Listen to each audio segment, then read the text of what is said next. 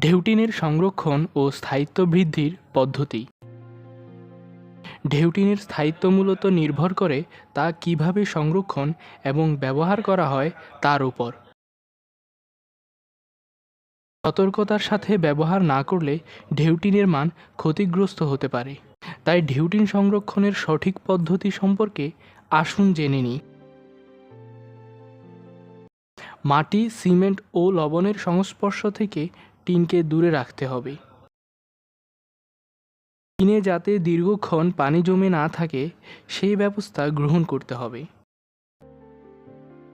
Loading এবং আনলোডিংয়ের সময় ঘর্ষণ এবং আঘাত থেকে ঢেউটিনকে রক্ষা করতে হবে।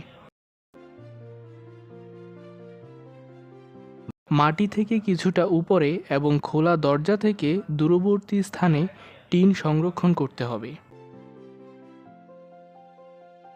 মরিচাযুক্ত টিন থেকে যথাসম্ভব দূরে রাখতে হবে। দীর্ঘ সময় সংরক্ষণের জন্য ঢেউটিনকে ভালোভাবে প্যাকিং করতে হবে।